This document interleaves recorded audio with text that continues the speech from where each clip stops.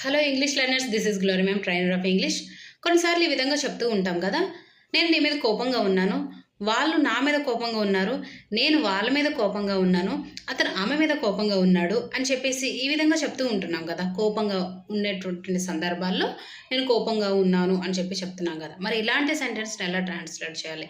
For example చూడండి, వాళ్ళు నా మీద కోపంగా ఉన్నారు అనే సెంటెన్స్ని ఎట్లా ఫ్రేమ్ చేయాలి చూడండి. For example, I am angry on him, I am angry upon them.